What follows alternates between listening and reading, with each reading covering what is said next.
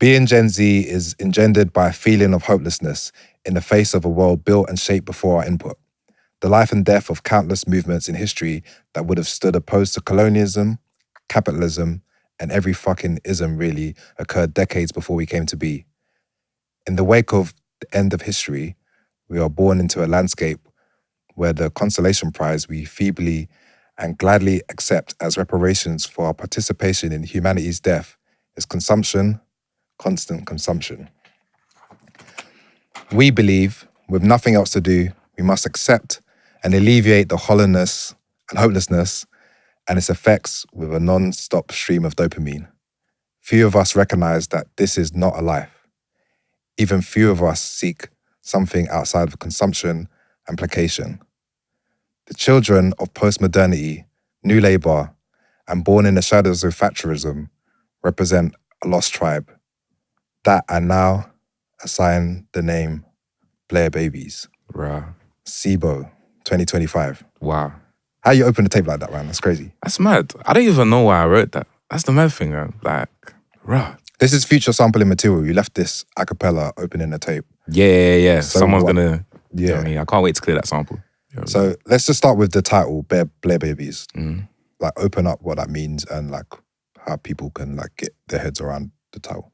Like, as you could guess by the intro, like, I'm Gen Z, you know, and like Blair babies specifically refers to like the children born in Blair's administration, so like from 1997 to 2007. I feel like that is an interesting pocket of time to be born into because of like what you go on to grow up to see happening, innit?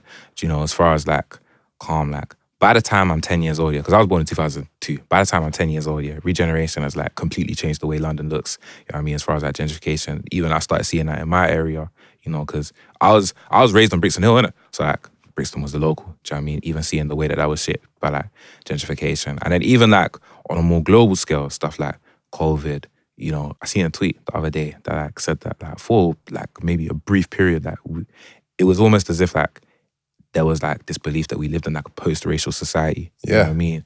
When Obama got elected. Yeah. And it's like, I'm old enough to remember that. And I'm also old enough to remember when like the veil was dropped in like 2015. Do you know what I mean? You know, when like with all the stuff in like Ferguson and Baltimore and like even like Mark Duggan, you know. Of course. And the technology boom and like social media changing the way in which we consume things.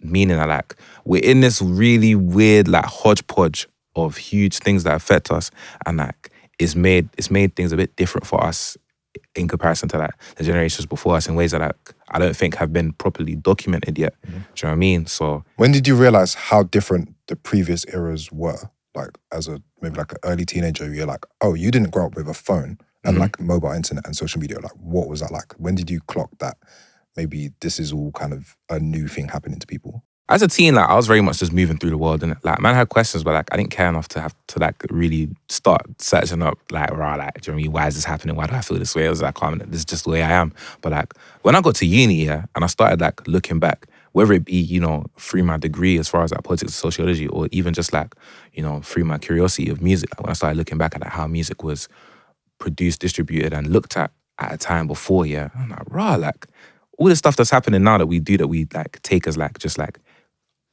natural law, like this wasn't a thing 10 years ago, 15 years ago, like, do you know what I mean? And it's like, was this change for good or for bad? Do you know what I mean? Like, you know, I think that's what I started asking myself. It's like, yeah, like it was like when I started becoming a young adult, you know, and like I started talking to, because I feel like that's when I started talking to, you know, people older than me regularly and trying to take in what they say. Because like before that, like, I had bare conversations with people from different generations, but like I just didn't care. Do you know what I mean? Honest.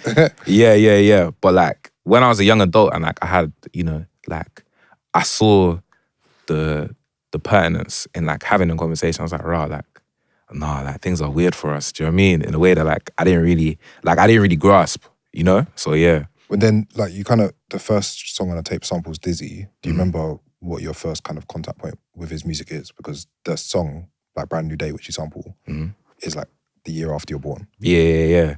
By the time I'm in like primary school, yeah, like year 4, year 5, like Dizzy Rascal is like ubiquitous. Do you know what I mean? And like we used to just sing song lyrics from him, and like I remember, yeah, the first time like man heard a Dizzy lyric, it was actually from someone I was boys with. His name was The Barge, yeah. Like he used to take things from music and turn them into slang. So like whenever someone was acting up here, he used to say like, fix up, look sharp. You know what I mean? Like he used to say that to us. Do you know what I mean? Like, that's the first time I heard, because that's where he got it from, innit? That's the first time I heard it. And then obviously like the first real song I actually heard, it was Bonkers. Do you know what I mean? And Oh, like, that's crazy. I'm like, you know, I don't know, like, when did Bonkers come out? I think 2009. I'm 7 years old. That's the greatest thing in the world to me. You know what I mean? Bonkers is, year, whatever, 3 or 4 disco, that's going off, like, you know what I mean? Yeah. So, yeah, like, that was my first interaction. It wasn't until, like, I was much, much older, like, I think I was like 15 or 16 when I first heard Boy in the Corner. Cause like, my boy Roller, yeah, I mean, he told me, like, bro, like, Boy in the Corner is, like, the best UK album ever. And I was like, I doubt that, you know what I mean? And I listened, I was like, rah. You know what I mean? Like, Did you doubt it because of Bonkers being your introductory I just doubted it because I feel like, you know, like, man was kind of ignorant. I was like, right, like, we have common sense in it. Like, you know, this is music. Music's been completed. It's finished now. Do you know what I mean? So like, when you're telling me, well, you're the same age as me, you're telling me something that was made in 2003 is the best thing ever. All right, man. You know So what I is mean? that your like kind of starting point? Are there things before Boy in the Corner that you kind of like reference or like look to a lot? Like, is that your kind of Genesis album? You know what? Yeah, there's bad stuff. I feel like, you know, the first time I watched the music video, I thought, yeah, this is the greatest artist in the world. It was Stronger by Kanye West. Yeah. You know what I mean? I was like 5 years old. I was like, yeah, love, this is the peak of music. And then in the UK, the first time I felt that, it was Johnny Guns. Okay. I went to my brethren's house. You know what I mean? This is when I was living on New Park Road. I went to my brethren's house. He lived in the block opposite me.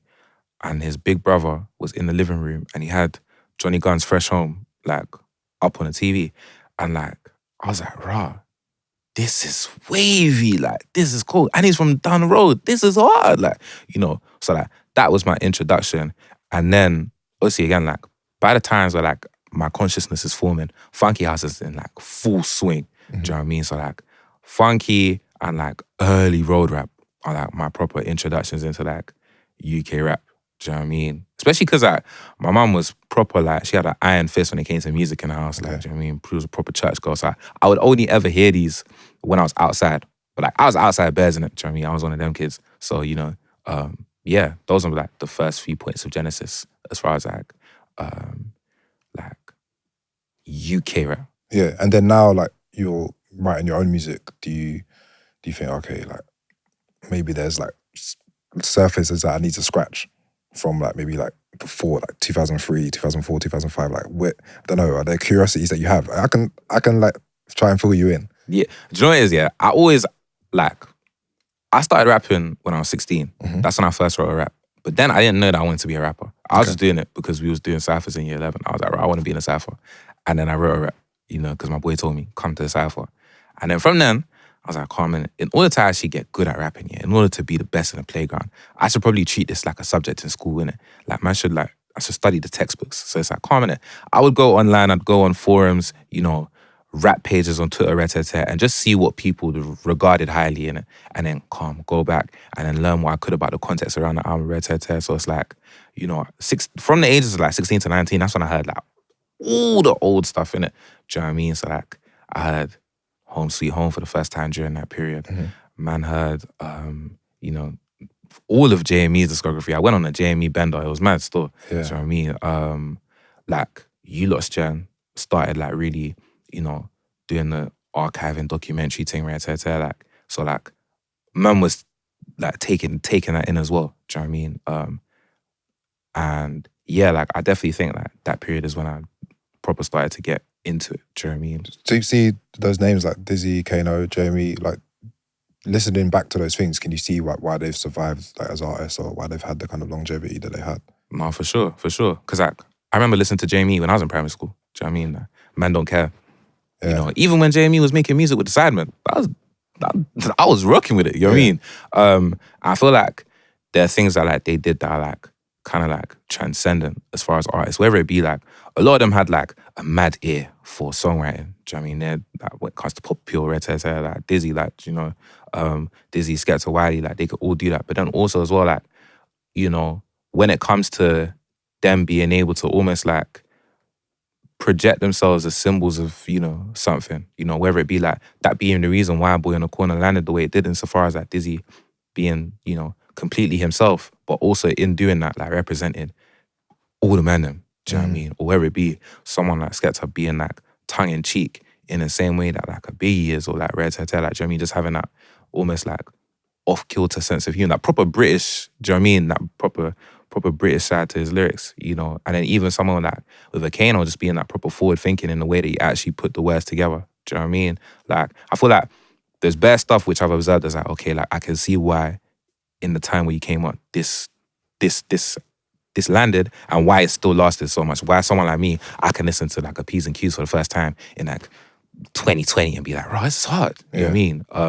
So yeah, for sure, definitely. And then now, like when you, I guess, are thinking about it as an artist, do you think, it's hard to say you're thinking about longevity, but do you think about like artists that are kind of orbiting what you do now and think, okay, these are the ones that are going to survive for these reasons? Like you see these kind of qualities in people too. Yeah, for sure. I feel like now that like I've done enough of my, you know, like Googles and required reading, it's like, you know, now that like I can begin to take things out from that context and like view it in today's and yeah, okay, calm. So this is who's occupying that role. This is what you call it, red tete. This is who's doing that. This is who's doing that skill, red tete. It just may look a bit different, but like the pieces on the board are the same. And it's like, from then on, I can kind of like see how it's going to unfold almost, you know, so yeah.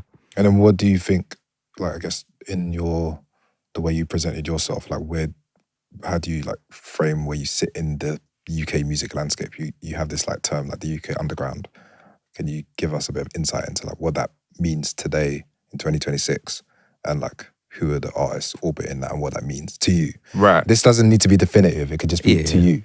Underground, like, it doesn't mean what it meant, like, do you know what I mean? Like 10 years ago. Like, I don't think it means like just calm outside major label involvement, outside the commercial structure. I think that's been turned on its head. And I don't think it's a genre either. Do you know what I mean? Like I actually just, you know, read an article about it. I agree completely with. It's more like, it's a lot of things at once. Do you know what I mean? Obviously, like there are sounds within it that are unique to the underground movement, but like it in and of itself, like there's too much going on for it to be a genre, you know? Okay. And I think, as far as like, you know, the names that come to mind, like I think, you know, obviously there's the obvious, there's a Lance Fo, a Femi Guerrero, a Len, a Fake Mink, a Fang, you know, a YT, Kwezi, Kare. There's also Jim Legacy, there's also a Tiago Brazy, you know. There's also so myself. It's like a generation thing rather than right. sound. You know, like, because all of them like exist on such a, you know, there's people that pull from cloud rap, there's people that pull from, you know, in the case of TR, like Jeezy and, you know, Trap Motivation 101, there's people that pull from Drake and Jerk and all of that, you know, and it's like, these all aren't, like, this can't be a genre. Do you know what I mean? It's more of like a movement, you know. Even like, I wouldn't even call it a subculture either, because it's like, there's so many different pockets that, you know, there's people that like, they view music in set ways and like they dress in set ways, do you know what I mean? Like, so it's like, it's really just like a generational thing, innit? And like, that's what's been branded. And as far as where I slot into that, I think I'm interested in it. I feel like I'm kind of a tweener, you know. I like this term, yeah. Like, but I think... So in professional wrestling, a tweener is a bit of a baby face, like a good guy and a bit of a bad guy. Yeah. Because it's like, I'm not like... I've seen people, obviously, like, they've labelled me as UK Underground, innit? But I've also seen like people that like proper entrenched in UK Underground don't consider me UK Underground. Do you know what I mean? Wow, okay. I think it's because of the way in which like I present, you know, first of all, like aesthetically, do you know what I mean? The way in which I come across, but also as well, like what's going on musically. Like, it's like their brains can't quite put a sinner and me in the same boat, you know, like they don't want to do it, which is understandable, innit? So I think it means that like, as far as what the possibilities are for me, like it's almost like I'm kind of like the avatar, innit? Like, do you know what I mean? As far as like being able to do or occupy multiple spaces at once. Why do you think everyone that you mentioned, or like the majority of the people that you mentioned and their references are mainly American based rather than like British based, considering like, I guess, the prior 20 years? So like when, I guess, grime came up, it was very influenced by like garage and jungle and dancehall, and then like now, like you guys' generation is more like influenced by just straight Americans. Yeah. I think it comes in a change of consumption, innit? Like obviously, when I was young, you listen to what was around you. Do you know what I mean? Like you listen to whatever was playing at the parties, whatever was, do you know what I mean? If you was an adult, when I was young, like whether it was raving, whether it was on the radio, you know what I mean, whatever's being sold in shops, like that's what you listen to, and it was more localized in that sense, innit? But like I feel like with the change in the way we consume and with something like streaming, I have a good chunk of the history of music in my pocket. Do you know what I mean? So it's like, you know, that, and with social media as well, like it just means that like I have a lot more access to, you know, being influenced by things outside of just my immediate environment. So with a lot of these men, like, yeah, like they still are influenced by like the UK thing, where it's like, oh, man, like when I go home and I open my computer, I open my phone, it's like, right, like, you know, man can see this cool video from halfway around the world. Let me watch it. Oh, right, this is hard. You know, right. Do you think it's kind of important to obviously pull from all these different places and then also have like a strong view for what like a British perspective or sound or voice should be? Like that was like one of the things that I heard in your tape. Okay, like it opens with These Rascal and you talking about being here. Like it's very like location specific and you're talking about here. Yeah. Whereas sometimes when I listen to songs now, I'm like, oh, they could be from Atlanta or they could be from New York or it could be from Manchester. Like you wouldn't know unless you like are tapped in with what they're doing. Two reasons, and I feel like from a pragmatic sense, it's like my audience, my consumer base is here. They're from here. Their lived experiences is shaped by this place, and therefore, like the way in which they connect to my music is going to be shaped by that, whether they know it or not. Mm-hmm. So if I present as like, you know, like completely American or completely devoid from like, or completely exempt from time and space. You know what I mean? Like the time and space that we're in, then it's like there's going to be that barrier of disconnection, and it's going to be harder to, you know, I feel like set things in this country. You know, it may be easier for you to get like a global appeal, but like, you know, like that's not really my aim right now. Do you know what I mean? Okay, what are your aims? Like when I love speaking to artists at the beginnings of the journey, like, and figuring out, okay, you have aims? Like, do you have dreams? Like, where's your head at in terms of how you're approaching creating and your view of what this journey could hold for you? I want to see this music go to like its inevitable conclusion, innit? I feel like, and what that means for me, yeah, like for a lot of my life, I was a slacker, innit? Do you know what I mean? That's, okay. I didn't really, you know what I mean? I was super cool with coasting, you know? I like, for a while, I approached music with the same mentality as well. Like, I didn't really care about like, you know, necessarily being like the biggest or the rest. Like, I mean, it just didn't mean anything to me. But, you know, with my re-entry into like wrestling, yeah, and like gaining understanding as to how the industry works currently, insofar as like, you know, what it takes to be rewarded in a way that means that like Carmen, you have the financial freedom to actually pursue creativity in the way that you want to. I'm realizing that like I can't really run from, what you call it, like scaling what I'm doing, you know what I mean? Insofar as like making it actually like as big as I can. Do you know what I mean, Car? I always imagine I'd be like, Carmen, if I can live off music, that would be enough. But like, that's the case now.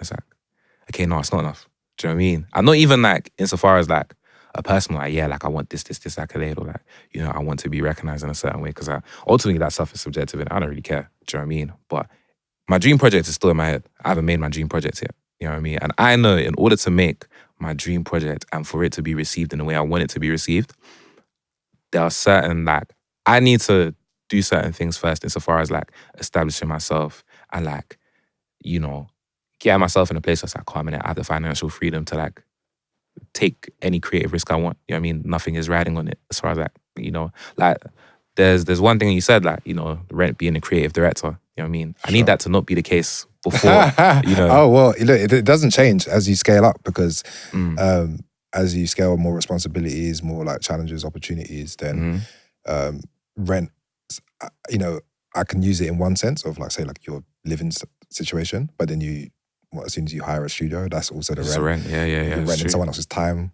That's rent as the creative director. Yeah. Then you can just extrapolate that to as far as you like. You know what I'm saying? It's always like, you're always making decisions dictated by, you know, time and money, basically. And one of the harder things that, like you're saying about maybe capturing some momentum and keeping this thing going, is that it's all momentum. It's rather than just like talent, as you can see. Literally. Putting out a project and just, I can see it on my side. I'm following you on the internet, but I can see other people posting about you. And then that kind of snowball effect kind of builds into something real tangible. So yeah, like essentially using that snowball effect to my advantage. Do you know what I mean? In order to like really flesh out the creative vision I have. So yeah, like, that's my goal. Let's talk Specifically. about Liberation Library, because I Yeah. think are you the only kind of prominent rapper from the UK writing on Substack? Probably, yeah. Like I want that to be like a thing that I was the first. You know what I Okay. mean? Like, 'cause I know. Now that I've seen Charlie XCX, he did it. Yeah, I know that calm labels are gonna start telling their artists, yeah, like you should jump on Substack. But like, It was there in 2023. you get what I'm trying to say? Like, Yeah. So yeah. What are you using it for? To just give people insight into like how you approach the platform, why you wrote in there in the first place, and like how you're developing it. I guess I see myself primarily as a writer. You know, obviously I see myself as a rapper, a musician, all of that. But, you know, before these things became passions for me, like I was always writing. And it got to a point where, you know, I realized that obviously like when it comes to presenting as a rapper, like, you know, people expect you to stay in that box. And like for me, yeah, I feel like as an artist, the impulse is like, yeah, calm and just cave into that. But like, I didn't really see a reason why I had to turn off like one passion in order to cater to another. So like, for me, this is in the same way that music is an outlet for me to say what I want and express myself. Like, that's what writing is as well. Like, you know, I didn't start it with anything in mind other than, yeah, like I have this to say and I'm probably going to have more things to say. So I should probably just give it a dedicated space, you know. And it was as simple as that for me. You know, I didn't give it too much thought. Like, you know, I didn't even see it as like anything that I'd use for marketing. Like it was just, you know, something that like existed in its own space for a long time. So yeah. Do you feel like you connect with more interesting people there than maybe on X or Instagram and stuff like that? Because I could see in the comment section there are people that are invested on a deeper level because they've committed to like long form. Yeah. I feel like when it comes to, you know, the people that like interact with my long form stuff, obviously I feel like because they've gone somewhere, like Substack is like the kind of platform where like you go for like, you know, I guess nuanced thought, you know, as opposed to like, yeah, to this many characters, you can only get across so much nuance. Same with Instagram. So the people that engage with my stuff there, like they have a lot more questions, which is something that like I value. Like I like putting something out there and people having things to ask of me or that, like, you know, or like, what does this mean? Or like, what do you think of X, Y, Z? Like I enjoy that. You know, I enjoy like engaging with people like on that level. So I feel like the people that, you know, I've come across on Substack are more prone to doing that. You know, it happens on X and rarely on Instagram. Like I might get the one-off DM. Yeah, but, Instagram like, is just fire emojis pretty literally, much. it's just fire emojis. Like, you know, like in the comments, it's never like, oh, really interesting, really thought-provoking. Like, by the way, like that's more a Substack thing. You know? So yeah, for sure. Even rappers don't really use X in the way that you do. Like there's a few, Jim is on there like sharing ideas and stuff, but there's not like loads like sharing maybe what they're listening to, what they're reading, and all this kind of stuff. And I think it makes, at least for me, because I still use the platform, it makes like interesting view into like your actual work as well. It's kind of like you're slightly pulling down the curtain a bit, and then you get the payoff in the music. You know what I'm saying? Yeah, for sure. You know, because like for me, obviously, a lot of rappers don't see social media outside of just calm in it. If I post my music here, it may bang. You know, this is the new promotional, like, do you know what I mean?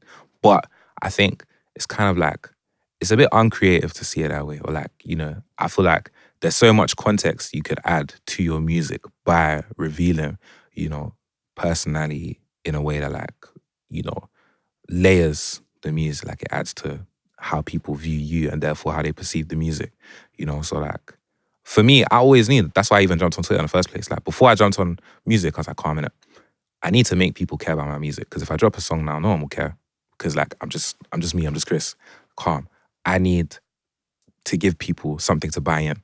It's Kayfabe. I need to give them a gimmick. You know what I mean? We'll get to pro wrestling. Do you have, I mean, calling it a Substack Liberation Library.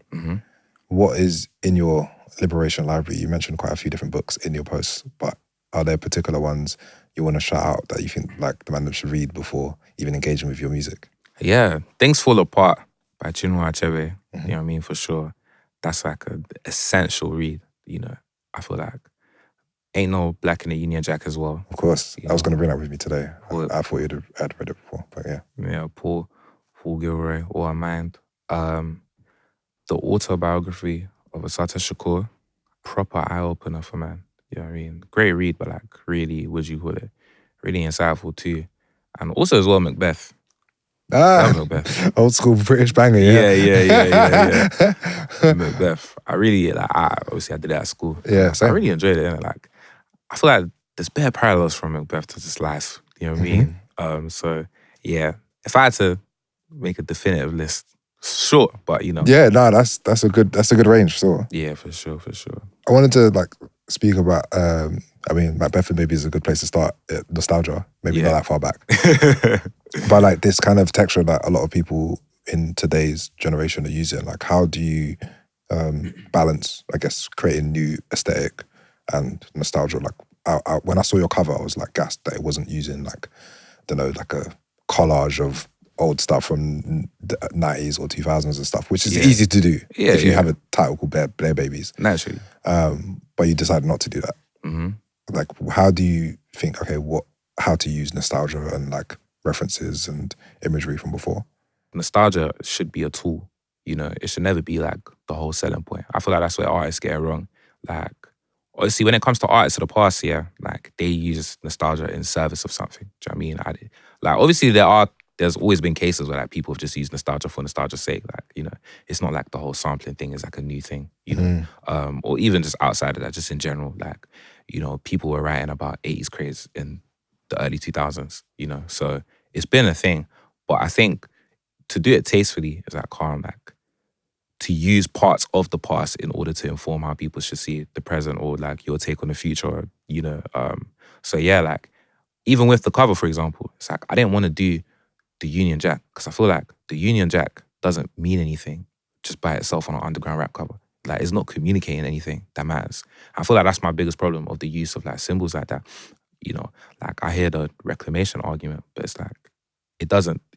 Outside of comment it, you're using it and the racist not using it. Okay, now what? You know, like there's nothing else being communicated. So like I wanted to actually say something, but you know, even in that cover, that I was like, there's an element of nostalgia because I'm referencing an old book cover, but like, you know, I wanted to skew it so that it actually makes it into something new. Do you know what I mean? As opposed to just comment it. Here's something that reminds you of something that you saw 20 years ago. Comment it. That's my art. So you know what's mad?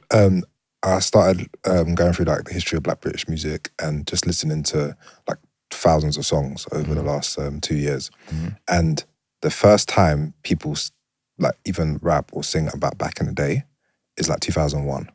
It's weird. Like no one, there's like not really, I can't really remember any songs where if you even talk about the recent past, never mind nostalgia. And then, it like the kind of the early 2000s, 2001, people start talking about how Raven was better back in the day in like the 90s. And then, so like Dizzy and those Kano albums, they all start talking about before.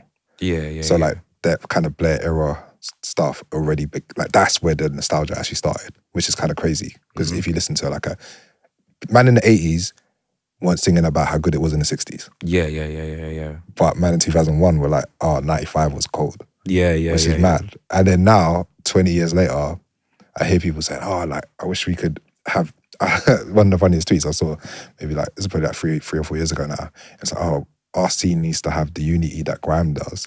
And I was thinking, I was like, wow, this is like the most revisionist history possible. You know what I'm saying? But again, if people only see the surviving remnants or something, you only see that maybe the good. So they're like, okay, well, 2005 was hard or whatever. 2015, maybe for you. Is that your like? 2016 summer, like that's the new thing, innit? Okay. So that's the like. Yeah, Afro swing, that was the best thing in the world. We need them man back. Yeah. Do you know what 2015 and 2016 was special for me? I was like 28.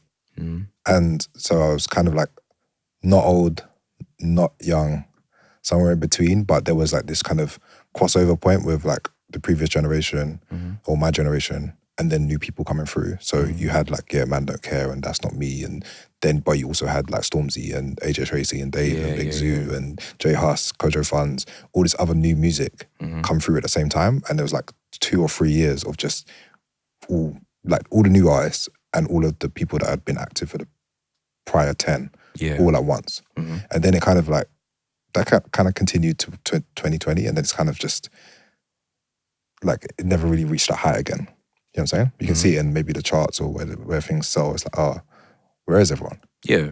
Even though there's like loads of talent, like Yeah, it doesn't feel like the whole like rap, maybe black rap grime scene has ever like touched that high again. Yeah. Do you agree or do you disagree?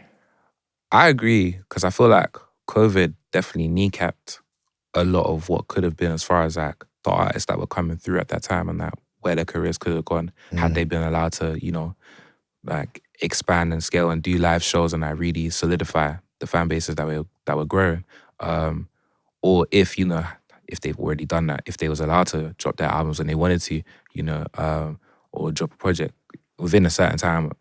So like I feel like in that degree, like, you know, it definitely like that was definitely like the point the time you pointed out, 2015, 16, like a year like that or like a period like that hasn't really happened in the mainstream specifically. Do you know what I mean? Like it just has not happened.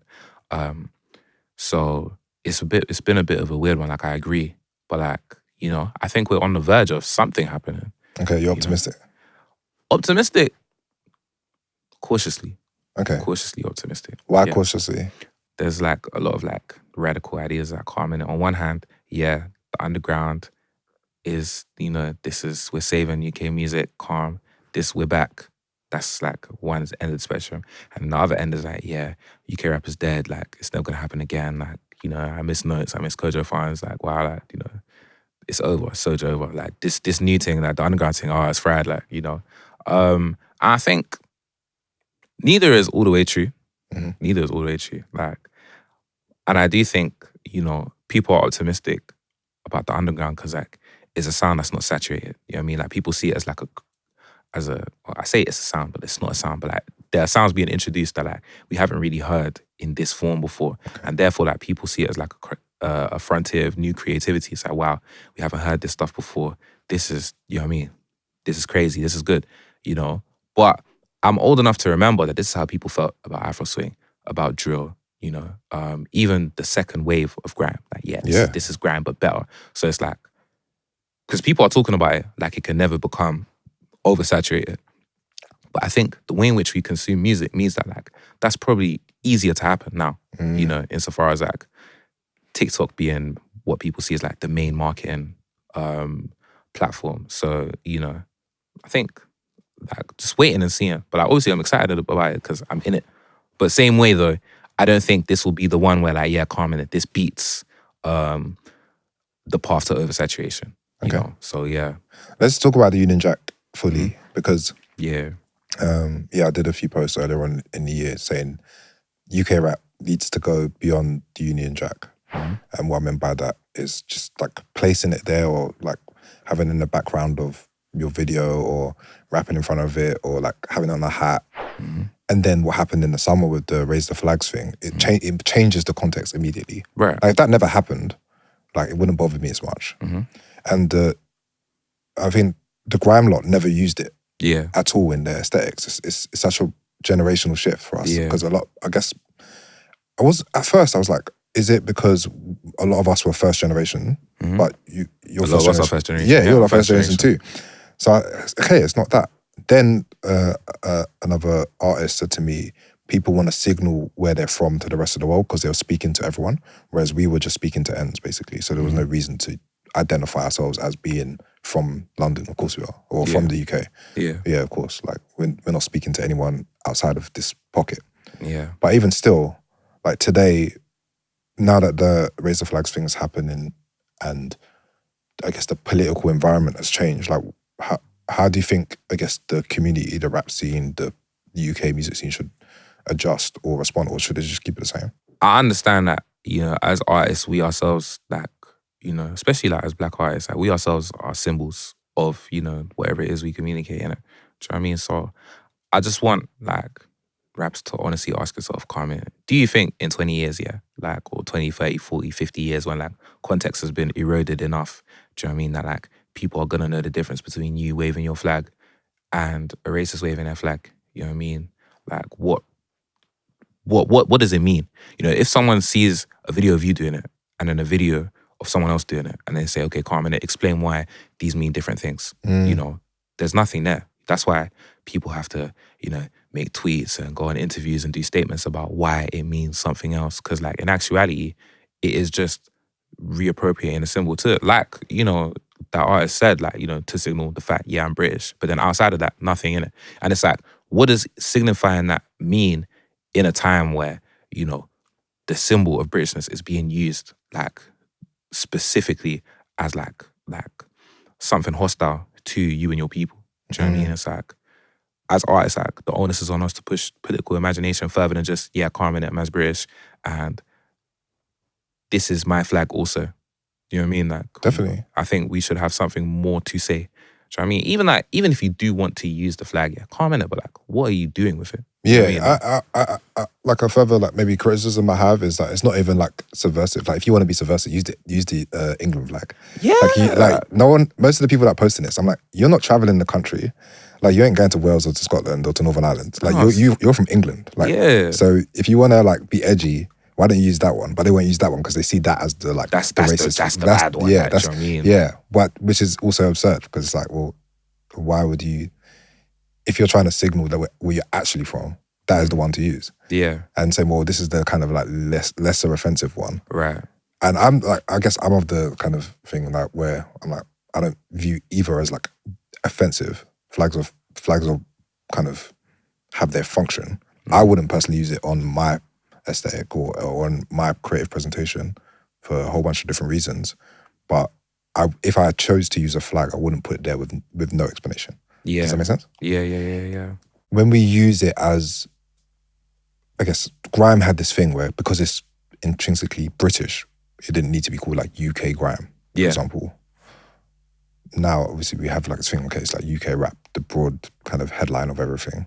So people use the flag just as is. So I've seen this like freestyle platform and it's just like got the flag there. I'm like, yo, like, why are we rapping in front of the Jack? This is crazy, right? It is crazy. So crazy.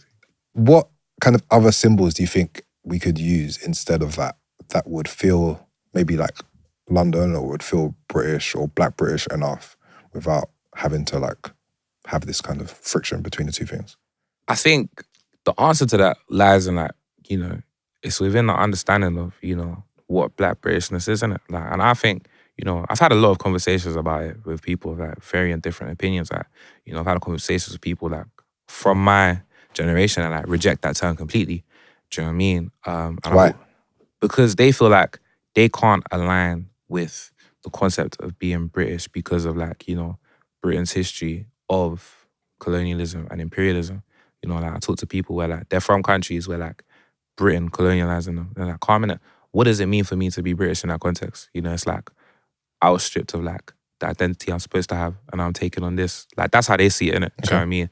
And like, I suppose as rationale, like I can't say, yeah, you're wrong for feeling that way, But I think for me, Black Britishness is, like we all have our individual heritages, but like there's been a lot of cultural exchange, I'm Angolan. I speak with like a little bit of a Jamaican twang, you know what I mean? And I use a little bit of Nige slang, like, and like the things that we eat, the rituals that we partake in, like it's all, what do you call it? That exchange makes it, in and of itself like a new thing, I think essentially like if there's going to be any symbol that like, or symbols that rightly like encapture that, it's going to be rooted in that. The fact that, yeah, Carmen, like, we all have our individual heritage and like this is the way we interact with each other, as opposed to, yeah, Carmen, like, I'm from the UK. And then that's that. It has to be like a little bit nuanced, which is why I don't think, a flag is something that can sum up all of that. Do you know what I mean? So, yeah. Yeah, there's when I've seen that argument of, okay, there's people who say there's like no Black British culture, and I'm like, because everyone's just got their individual thing, if you're Jamaican, Angolan, Nigerian, whatever it's going to be, and then you're just bringing it here and then placing it here. I'm like, that is not true. Yeah, that's not what's happening. That isn't isn't what's happening. Jamaica and Jamaicans in the modern day are very different to people living in Brixton or people living in Hackney. And when I hear people go through that delusion as if the people that left in the 60s left the same country that exists today, is like a complete, like it's just false. Yeah. Like, I think people see culture as something, this rigid thing, you know what I mean? To where calm in it. Like, for example, my mum came to England in the 2000s, I mean, early 2000s, 2001. Angola in 2001 and Angola now are not the same place, you know? But someone that has this opinion will be like, calm in it. It's Angolan culture, yeah, like, you're Angolan the same way that someone born and living there for their entire life is Angolan. But I feel like I see culture as something that's living, breathing and evolving, you know? 100%. As times change, as influences change, so does culture, you know? And I feel like under that banner, how do we not have a Black British culture, you know? Exactly. We talk in a different way, you know? We listen to music that is specifically made here. We dress in ways that we learn from here, that originate here, you know? Like, what other qualifiers do we need? Like, we believe things that originate from the fact that we live here. So it's like, what other qualifiers do we need to call it a culture? And again, it just comes down to people that say like, all right, yeah, like, but it hasn't been around for long enough. Like, the whole idea of tradition, you know? And it's like, do we not have tradition? Of course they do. Exactly. Of course Do you know they what I do. mean? My grandma, like, who's still alive today, she left Jamaica before Jamaica had the flag it has today. And she left before reggae music started. Mm-hmm. And this would be unthinkable for most people. Like, oh, like, wasn't there always reggae in Jamaica? It's like, Right. no, of course not. Like, it was started and happened, and now there's something that you intrinsically link to this island. Mm-hmm. And then now you think of the flag. You can't think of what the flag of Jamaica was before for most people. Like, but the country existed before under the British rule. And she came here before that even fully ended. So, again, what we maybe view sometimes as tradition, a lot of those things are like young as well, super young. Yeah. And like, it's kind of like links back to what you said as well about all the kind of traditions and forms in music where they're like, oh, okay, people will tell you how to promote something or how to launch a career or something. Like, well, the platforms are like 10 years old. Like Spotify is like, I think it's like 12 years old now. So it's super young in the grand scheme of recorded music history. But people speak about it in such a definitive way as if this is what it is. Yeah, like, it's law. It's law. It's like, it doesn't really have to be. You It know what I doesn't. mean? Like, It doesn't. Let's move on to like maybe music journalism. I think that's kind of like linked to Substack and maybe your interactions with it. I think you've been like very well supported and written about. People like care about your music and what you're doing and are very interested. But you made a comment on X saying, these people are interested. You're becoming interested in the critics and journalists themselves. What do you mean by that? I like reading harsh critics' work. Like, critics are like, they have this rigid standard of like, yeah, Carmen, this is good music, and like, this, no. You know, like, even like the generous critics, like, I just love like seeing their thought processes and like, because like someone made a comment under that post that, you know, like, it speaks to what I'm saying insofar as like, you know, they said that they feel like artists and critics both love music. It's just in the same way, like, it's the same exact passion, it's just expressed in different ways. And like, I agree, you know, in the same way that like I'd be interested in someone's album, like, I'd want to know the context behind why they made it, what they listened to, how they grew up. Like, I feel the same way with journalists and critics. 'Cause I feel like it's an essential part in the art of music production, innit? Do you know what I mean? Like, even me, a big part of me becoming an artist and like, a big part of like how I became the artist specifically I am today is reading what critics and journalists had to say about, you know, works that were seminal and classic and revered, and works that like, you know, they were slated, they didn't like, you know, works that like they didn't really care about. Like, I feel like understanding the language and the processes within which they used to get to their conclusions or whether they liked or disliked something really helped me to like, it helped me view music critically, which I feel like is important to have as an artist, or it's important to have as an artist insofar as having the goal of, you know, like longevity. Do you know what I mean? Like, that's my opinion. And like being like legible to people, like you being understood. Like, I think maybe one of the reasons that me wanting to speak to you is that you feel like you have something to say and I can understand it. Like, you've got like a framework and a point of view and all these things to bounce off, so you can actually generate interesting conversation.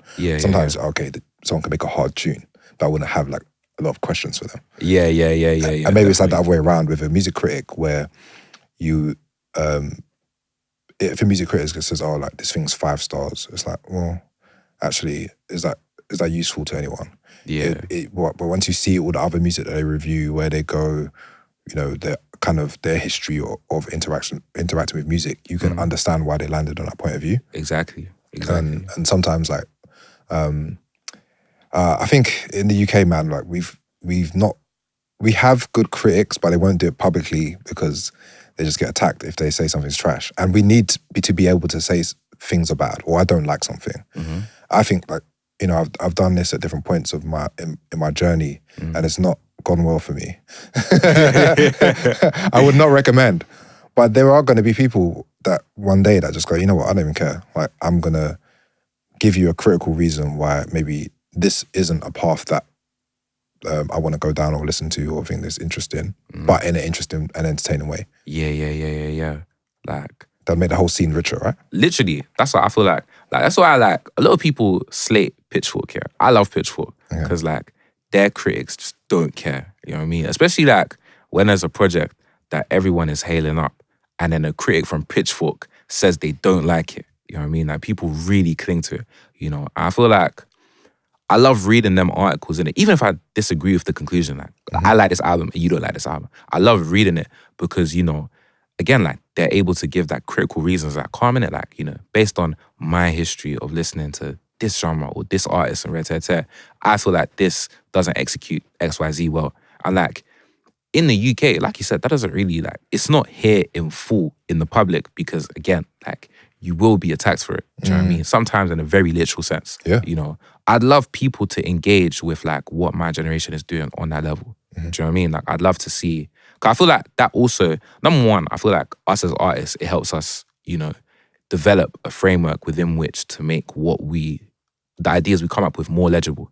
I feel like, obviously, with whether or not you like music, it's completely subjective, innit? Of course. But I think something that should be like seen as objective is like how successful they are or successful someone is as an artist at communicating their ideas, you know? Whether you like me or not, it doesn't matter. But like, do you understand what I'm doing? Do you know what I mean? Yeah. I feel like with critics, with journalists, like being rigorous in the way in which they talk about music, that will help artists develop the language, the innate sense of being able to do that. You know, it's kind of like a muscle, innit? 100%. So it's like, it's something I see as so important. Yeah, it's one of the frustrating things maybe in having to say things or like kind of this good or bad kind of dynamic that we have in UK music criticism is that all of the space in between is all the interesting stuff. It's like, I see this comment saying, oh, like, I don't like Jim Legacy. I'm like, don't listen to it with trying to work out whether it's Thriller or the greatest album of all time or not. Engage with it. Like, did he put down some interesting ideas or something that people haven't done before? Did he say a lyric that no one said before? Did he process the beats in a way that is unusual to you? That gives you a bit of like texture or fabric or something that's interesting. If you actually care about music, I'm not talking about the general listener here. Like the comparison I gave someone else is like Homeless Nigga Pop and BBM are like the Jamie mixtapes, like BBK, Shut Your Mouth 1 and Pumplex 2. Those could be like the fabric of his next 20 years of music. But you're judging it again like it's magnum opus when it doesn't even need to be. You know what I'm saying? The same with your work here. I didn't listen to Blair Babies going, raw, if it ain't as good as Thriller, like it's trash. You know what I'm saying? What benefit I get as a listener from engaging with that? You know what I mean? And you ain't trying to make Thriller either. You're trying to make Blair Babies. Exactly. Like, okay, did you make a good Blair Babies? Exactly. I feel like it takes all the fun of it out of it as a listener if like you approach music like that. Do you know what I mean? Like I feel like when you allow for calm in it, is this idea interesting? Did they execute this idea well? Like it just opens up your ears more. Do you know what I mean? You'll be willing to receive more, and like I feel like you'll understand what makes music good or bad more. Do you know what I mean? I feel like a song is only bad, not if I don't like it, but like if I don't feel like you're communicating anything in a new way. Do you know what I mean? 100%. Like, I feel like that's the only qualifier that like I would say a song is bad under. Anything else is like, as long as it's interesting, it deserves to exist. Do you know what I mean? Yeah. I feel like if critics had the space to like express that, do you know what I mean? That could only be a benefit to, you know, the scene as a whole, whether it be the people that read and like therefore change the way they listen, whether subconsciously or not, and the artists that also read their reviews, you know, because it makes a difference to what people choose to post to. Because if you're like trying to post like the clouty tune, the one that's getting everyone like talking, of course you're going to get a response. But if you're posting something, oh, okay, this is kind of weird. Like, I don't think anyone's going to engage with it, but I think it's interesting. And keep on going back to it. Do you know what I'm saying? Or it's got the layers of something that might come good in the future. Yeah, you know what I mean? The amount of artists that you know, in their first 2, 3, 4, 5 years sometimes are like, okay, yeah, they're decent. Like the amount of years I saw people say like Little Sims was like just okay. And I'm like, now she's considered one of the best rappers in the country. And she did like 5 albums before people were like, yeah, maybe she's actually good. Yeah. Which is crazy. I was saying like, because the first album I heard from her was like Grey Area. Like, that was the first album I heard people raving about. But then she's got a huge back catalogue. Yeah. You know, and he was like, right. Took a long time to get it. And again, most people, if they just approached it with, okay, let's just see what she's doing. Okay, this is a bit for me, this is not for me. Okay, but the spirit of where it was all going was always interesting. Right. You know what I'm saying? Right. But it's like people are too eager to like comment it. Is this a classic? Is it not a classic? Calm. If it's not a classic, this artist is not worth listening to. Do you know what I mean? Whereas like in the times before, there seemed to be a lot more space for artists like to not hit their stride until it made sense to, until like they had like a certain amount of experience under their belt. You know what I mean? Yeah. Whereas now it's like, because of that, the whole like the way in which we consume, it's like instant gratification. It's like calming it. You know, I'm not paying for your album. I pay for streaming.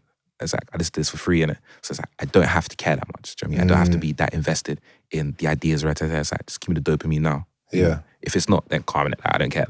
It's weird. It's weird. I try like now, like as you know, the longer I've, I guess, participated or been a observer of culture, is that like trying to not shout down any ideas, you know what I'm saying? And just like letting people go. There's things that are just like not my cup of tea personally. Like I just don't really care about drill. Like that's just not my taste generally, right? Yeah. Obviously there's sick rappers, always like amazing beats, but there's just things that are not pulling me in, right? Organically. And if you showed me a tune, you're like, okay, this is something I think it's hard, I'll listen to it. I'm not like dismissive of it, but it's just not, that's just not my cup of tea, you know what I mean?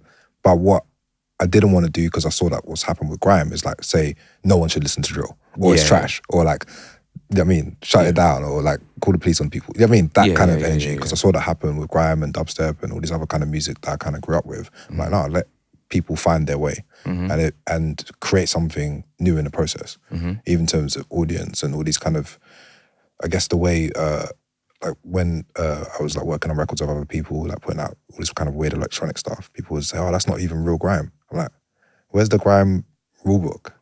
What? There still isn't a grime manual, there's still no grime rulebook today, but people were very quick to say, okay, this isn't real grime and this is, as early as like I don't know, 2006, 2007, which is crazy. That's mad. When the scene was effectively like 4 or 5 years old. Yeah. It's mad. Just finally, like, let's talk about WWE, because like we've kind of referenced it here and there with tweener, kayfabe, babyface, heel, all these terms that are going to keep appearing in my works going forward. You reference yourself as Ceebo 316. Can you give people the insight into why you chose that moniker? Now, obviously, like me and my manager are of the belief that like rap and WWE are the same thing, you know, insofar as that to be a good wrestler, you also have to be a good storyteller, you know, and same applies to rap. You can be the best rapper in the world, but like if you don't have a captivating story larger than just the music itself, no one really cares. Do you know what I mean? So when it came to the top of the year, I was like, calm, I've done my last project, and like people liked it, but they didn't care enough in order for us to be in a position where we need to be. So it's like, calm in it. What can I project that's bigger than me, but it's also me? It's like, calm in it. I look back at, you know, all the reference points that I loved, and I did land on Austin 316 because as far as like what he represented, it was like that almost like that disenfranchisement and that anti-establishment feeling, you know, in the same way that Nirvana embodied that at the same time, you know, in that early 90s where capitalism's won, what do you call it? The Berlin Wall has fell. Like, you know, this should be utopia, but then it's not. And like, we feel that it's not. And like, the people at the time were like upset and grieving the fact that it's not. But they didn't have any outlets to express that. Along comes Steve Austin, taking a prisoner's attitude, doesn't care about anything, says what he wants when he wants. A lot of people want to be that. And so they project themselves and be up their boss. Exactly. A lot of people want to be up their boss, you know? And it's like, okay, calm. In the underground, it's a lot of escapism because like, like life right now for the Black Brit, it's not the best, do you know what I mean? Like as far as like, whether it be financial, even, you know, what do you call it?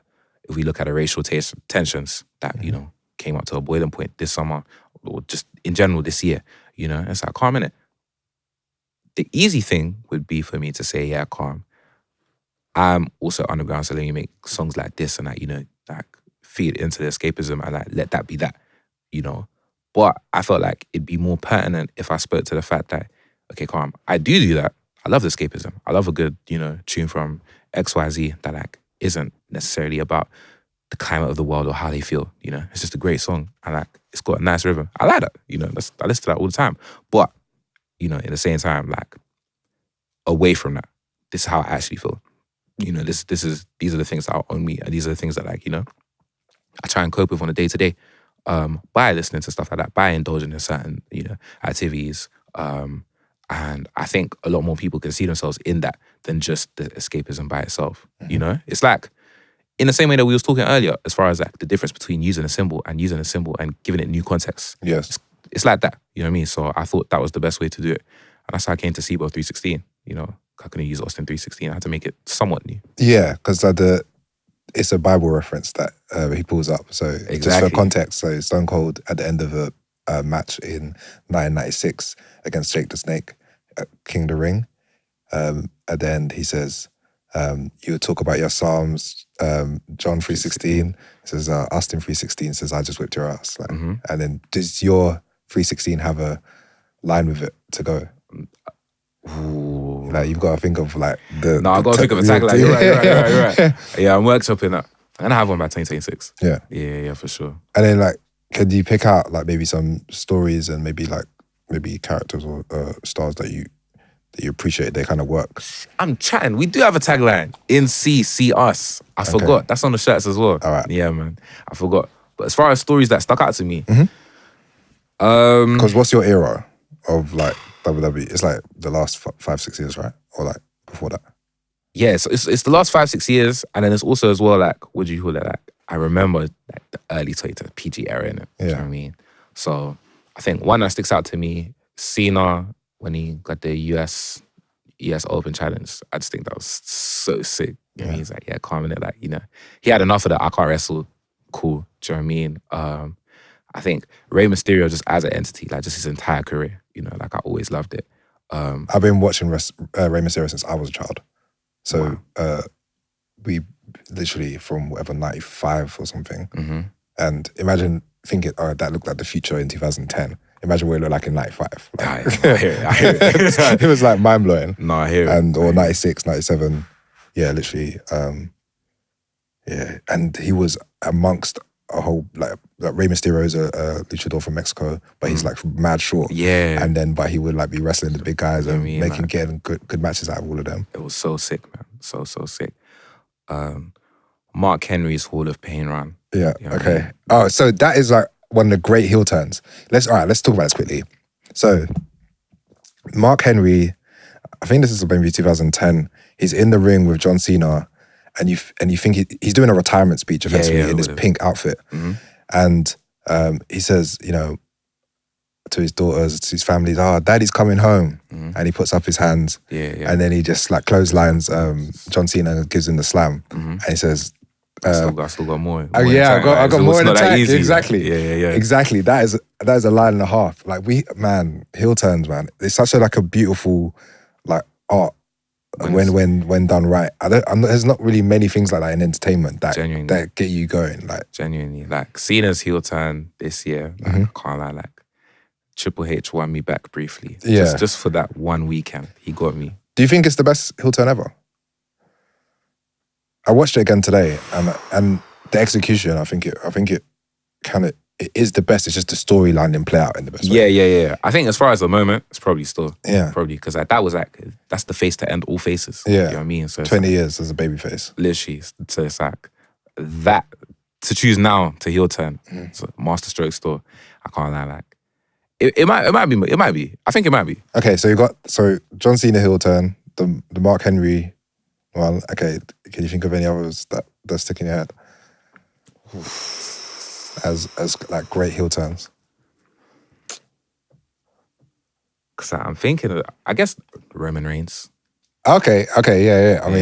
I mean, that's like one of the greatest runs ever. Yeah, that's the amazing run. You know, like that. I guess era up to WrestleMania 40. I feel like everyone that was like locked in at that time should have just stopped. It's like, if we just never watched wrestling again, it would have been fine. It would have been like, literally. It would have been perfect if I stopped at WrestleMania Yeah. 40. I feel like that was that as well. The cap off the rock. I'm gonna watch that when I get home. Yeah. Can't lie. It's hard to explain like the end of WrestleMania. For me, I've been watching WrestleMania since like WrestleMania 4 or something.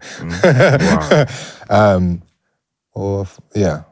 I don't know what the first one would have been that I would have seen, but that is like the end game of all of the stories in WWE, basically. Not all of them, but the last 10 years of storytelling. Literally. With like the biggest stars in the company all at one time. The Undertaker comes back. It's just like perfect cinema, basically. Yeah. But in a stadium full of 80,000 people. Literally. There's literally nothing else that really exists like that. It's like a World Cup final. Yeah. And it's like, how do you continue from that? Like, how do you get bigger than that? And from what we've seen, Triple H doesn't have the answer yet. You know, like, there's a term in wrestling called like no selling, which is when someone is doing a move to someone and they are not acting like it's hurting them. Yeah. And in a set, the version of no selling is like someone is getting their bars off and no one is reacting. Yeah. I watched where Ceebo was on the set with Jamie and Skepta and a whole bunch of other MCs, and some people are no selling him and he's bodying it. And you could see like Jamie and Skepta like reacting like, nah, like he's mad like he's going in. They're selling. And then they have to react like they seen the uncles basically going, nah, he's hard. And then everyone has to react, oh, you think he's hard? Yeah, all right, cool. Yeah. They've made everyone else have to start selling it. Mm-hmm. It's so fascinating, the psychology of people, like when they see how like someone they respect views a tune or views an artist, and then they have to start changing their behavior around it. But you see that in sets, you see it in real time. Literally. It's surreal. It's incredible. I can't lie. Like being there live and watching it happen, it's like, I love it. And like, I feel like having the love of wrestling as well just makes it that much more fun, innit? Do you know what I mean? Because it's like, right, okay, calm down. Like, he just pulled off the maddest movie on no selling. It's like, right, like, you know. Especially in the case of Ceebo. Because Ceebo does stuff that like I've never heard anyone do. Do you know what I mean? Lyrically or like with his flow. And it's like, I can't help but like react. Do you know what I mean? So it's like, you know, even the whole no selling thing, like, you know, like the whole Bob thing, I feel like that's a uniquely now thing, you know. And I don't know why. I couldn't articulate why it's happening. But I know that it's really 2020s. Do you know what I mean? Like just a lack of that larger than life thing, you know? So But is it like people maybe are trying to be like too cool? Or like what they perceive as cool is to be like more stoic? Yeah. You know what I mean? Whereas like before, you know, you could tell me like, I guess it was cooler to be that, you know, the kind of like, to be gassed, like to be overly like red-tear. But like, I feel like that's not the case now. I think it was just like all of the different personalities bounced off each other. So it's not like everyone was gassed. It's like you have like Temper T, for example, but then on the same set you could have D-Double. So D-Double's barely moving and everyone moves around him and he just needs to say his thing. And that's one kind of reaction. Then you've got like a hype reaction. Then you've got more like lyrical reactions with different people. I mean, they can get all different kinds of things in a set. Depending on what your cup of tea is, you know what I'm saying? And one of the things that I guess, but like, as we come to a close, that I couldn't have imagined, say like in 2005, 2006, is that people would be spitting the same bars 20 years later. This is like mad to me. It still works and it's still the idea gets across, but I thought that like, I guess the lyrics and all this kind of stuff would just evolve, but it's kind of like, it's like having the same moveset. Yeah. And you know what I'm saying? So like the 5 moves of doom basically for a double is like, ooh. like, and like just going through the motions and it still entertains people. It's kind of like, you know, there's some days where I'm like, I'm not really feeling good about where music is at sometimes. And then, you know, do you know that meme of the looking out the window one side and it's like dark and one side is like good? Yeah. And sometimes I'm like, same lyrics. Like, come on, man. And then sometimes I'm like, same lyrics. Yeah. Like this is how I love watching Skepta freestyles, innit? And Skepta sets, because it's like, wow, go on then. It's gonna get the reaction out of me, like, you know? It's like Super Cena. It's like, I know what you're gonna do, but sometimes it just works. Sometimes it just really works, you know? So yeah, I relate to you in that sense, innit? I mean, sometimes it's green, but sometimes wow. Imagine like hearing like him for the first time. It was like, I think it's like the end of 05. And people were like, why is Skepta MCing? that's because he was a producer first. So that's what he was known as. Like, and Jamie was the MC. And then when him and Jammer was like doing sets together, people were like they're producers. Like, why are they MCing for? Yeah. And that'd be unthinkable now. Like, that's mad still. That people were just apprehensive about him jumping on the mic and killing it. You know what I'm saying? Yeah. And then he did like loads of sets on Rinse for like for years, like probably like 4 or 5 years, and just got better and better and better. And like obviously the amount of lyrics started piling up as well. So it's not like you're just getting better at MCing the same bars. It's like you can see the breadth of lyrics kind of improve and the fan base grow. And then now you have like this, again, 20 years later, someone that is kind of like this final form of like the MC, the DJ, the producer, and then the fashion and all this other stuff that kind of comes with it. But it was all these fragments were all there in the first place, but it just takes time for the things to play out, you know? No, for sure. Does that make sense? Yeah. Okay, so what's happening next, like with you, music, writing, I guess the artist journey that you're on? Heading on strong, naturally, continuing, new music next year, God willing. As far as writing, I'm always writing, like specifically like with Substack here. I try not to write too much though, because like I feel like I don't want to be someone that just like writes an article about everything. Like, I actually want to have something new to say. I feel like that's something I've seen on Substack as well. Where it's like they'll parrot something I saw on TikTok, or that's something I saw someone jump in the trend kind of thing. Do you know what I'm trying to say? And it's like I don't really want to do that. Like I want to make sure like I'm in it. Like everything I say is actually I thought of this. So article at some point when I have something to say. Yeah. Do you know what I mean? I always have something to say, but a lot of it might not be new. You know what I mean? Like, you may have already heard it. So yeah, definitely like new frontiers on all fronts. Also headline show, obviously, like you know what I mean? Yeah. Pushing on that. But yeah. And then last thing actually, quickly, politics. What happens next? Wow. Keir Starmer, wow. Genuinely. I could have never foreseen a Labour government like this. Wow. Yeah, you know what I mean? Someone in 10 years' time or 20 years' time is going to make Starmer babies. Yeah. Wow. I can't wait to hear that. It's definitely going to happen, the way things are going. Hopefully, Green Party has something for us.